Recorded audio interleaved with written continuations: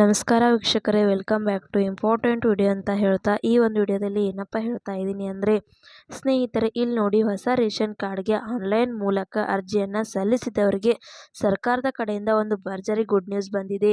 ಹಾಗೆ ಹಳೆ ರೇಷನ್ ಕಾರ್ಡ್ಗಳಲ್ಲಿ ಏನಾದರೂ ತಿದ್ದುಪಡಿ ಮಾಡಿಕೊಳ್ಬೇಕು ಅಂದವರು ಕೂಡ ಒಂದು ಹೊಸ ಅಪ್ಡೇಟ್ ಬಂದಿದ್ದು. ಹಾಗಾದರೆ ಬನ್ನಿ ಸ್ನೇಹಿತರೆ, ಹೊಸ ರೇಷನ್ ಕಾರ್ಡ್ಗೆ ಆನ್ಲೈನ್ ಮೂಲಕ ಅರ್ಜಿ ಸಲ್ಲಿಸಿದವರಿಗೆ ಏನು ಒಂದು ಭರ್ಜರಿ ಗುಡ್ ನ್ಯೂಸ್ ಬಂದಿದೆ ಎಂಬುದರ ಬಗ್ಗೆ ಕಂಪ್ಲೀಟ್ ಮಾಹಿತಿಯನ್ನು ಈ ಒಂದು ವಿಡಿಯೋದಲ್ಲಿ ತಿಳಿಸಿಕೊಡುತ್ತೇನೆ.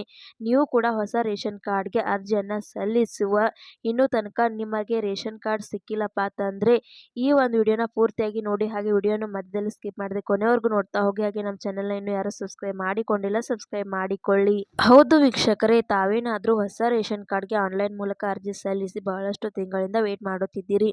ತಮಗೇನಾದರೂ ಇನ್ನೂ ತನಕ ಹೊಸ ರೇಷನ್ ಕಾರ್ಡ್ ಅಪ್ರೂವಲ್ ಆಗಿಲ್ಲ, ಹೊಸ ರೇಷನ್ ಕಾರ್ಡ್ ನಿಮಗೆ ಸಿಕ್ಕಿಲ್ಲ ಅಂದರೆ ಅವರಿಗೆ ಈಗ ಸರ್ಕಾರದ ಕಡೆಯಿಂದ ಒಂದು ಭರ್ಜರಿ ಗುಡ್ ನ್ಯೂಸನ್ನು ಕೊಟ್ಟಿದ್ದಾರೆ.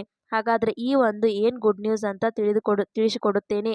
ಹೌದು ಸ್ನೇಹಿತರೆ, ಆಹಾರ ಇಲಾಖೆ ಸಚಿವರಾದಂತಹ KH ಮುನಿಯಪ್ಪ ಅವರು ಇದರ ಬಗ್ಗೆ ಒಂದು ಹೊಸ ಅಪ್ಡೇಟ್ ಕೊಟ್ಟಿದ್ದು, ರಾಜ್ಯದ 1.73 ಲಕ್ಷ BPL ರೇಷನ್ ಕಾರ್ಡ್ಗಳು ಶೀಘ್ರದಲ್ಲಿ ವಿತರಣೆ ಮಾಡುತ್ತೇವೆ ಎಂಬುದನ್ನು ನಿಮಗೆ ಒಂದು ಗುಡ್ ನ್ಯೂಸ್ ಅನ್ನು ಕೊಟ್ಟಿದ್ದಾರೆ. ತಾವೇನಾದರೂ ಹೊಸ ರೇಷನ್ ಕಾರ್ಡ್ಗೆ ಆನ್ಲೈನ್ ಮೂಲಕ ಅರ್ಜಿಯನ್ನು ಸಲ್ಲಿಸಿದ್ರೆ ನಿಮಗೂ ಕೂಡ ಹೊಸ ರೇಷನ್ ಕಾರ್ಡ್ಗೆ ಅಪ್ರೂವಲ್ ಆಗುತ್ತಿದ್ದಾವೆ, ಶೀಘ್ರದಲ್ಲೇ ವಿತರಣೆ ಕೂಡ ಮಾಡುತ್ತೀವಿ ಅಂತ ಆಹಾರ ಇಲಾಖೆಯ ಸಚಿವರಾದಂತಹ KH ಮುನಿಯಪ್ಪ ಅವರು ತಿಳಿಸಿದ್ದಾರೆ. ಹಾಗಾದ್ರೆ ಹೊಸ ರೇಷನ್ ಕಾರ್ಡ್ಗಳು ಅಪ್ರೂವಲ್ ಆಗಿದೆಯಾ ಇಲ್ಲ ಅಂತ ನೀವೇ ಸ್ವತಃ ಆನ್ಲೈನ್ನಲ್ಲಿ ಕೂಡ ಚೆಕ್ ಮಾಡಿಸಿಕೊಳ್ಳಬಹುದು. ಹಾಗೆ ಈಗ ಹಳೆ ರೇಷನ್ ಕಾರ್ಡ್ಗಳಲ್ಲಿ ನೀವೇನಾದರೂ ತಿದ್ದುಪಡಿ ಮಾಡಿಕೊಳ್ಳಬೇಕು ಅಂದುಕೊಂಡಿದ್ರೆ ಅವ್ರಿಗೂ ಕೂಡ ಒಂದು ಹೊಸ ಅಪ್ಡೇಟ್ ಬಂದಿದ್ದು, ಈಗ ಒಂದು ಹೊಸ ರೇಷನ್ ಕಾರ್ಡ್ ಅನ್ನ ತಿದ್ದುಪಡಿ ಮಾಡಿಕೊಳ್ಳುವುದಕ್ಕೆ ಡೇಟ್ ಕೂಡ ಎಕ್ಸ್ಟೆಂಡ್ ಮಾಡಿದ್ದಾರೆ. ಅಂದ್ರೆ ಜುಲೈ 31ರ ತನಕ ತಿದ್ದುಪಡಿಯನ್ನು ಮಾಡಿಕೊಳ್ಳಬಹುದಾಗಿದೆ. ಸ್ನೇಹಿತರೆ, ತಾವೇನಾದರೂ ರೇಷನ್ ಕಾರ್ಡ್ಗಳಲ್ಲಿ ತಿದ್ದುಪಡಿಯನ್ನು ಮಾಡಿಕೊಳ್ಳಬೇಕಂತ ಅಂದುಕೊಂಡಿದ್ರೆ ನಿಮ್ಮ ಹತ್ತಿರದ ಗ್ರಾಮ 1 ಕೇಂದ್ರಗಳು ಆಗಿರಬಹುದು,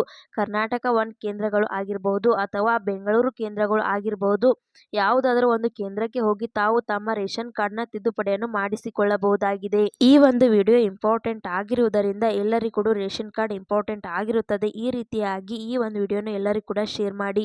ಹಾಗೆ ಈ ವಿಡಿಯೋ ನಿಮಗೆ ಇಷ್ಟ ಆಗಿದೆ ಅಂತ ತಿಳ್ಕೊತೇನೆ. ಇಷ್ಟ ಆದರೆ ಲೈಕ್ ಮಾಡಿ, ಶೇರ್ ಮಾಡಿ, ಸಬ್ಸ್ಕ್ರೈಬ್ ಮಾಡಿ ಅಂತ ಹೇಳ್ತಾ ಮತ್ತೆ ಮುಂದಿನ ಮಾಹಿತಿಯೊಂದಿಗೆ ಸಿಗೋಣ. ಅಲ್ಲಿ ತನಕ bye bye, take care friends.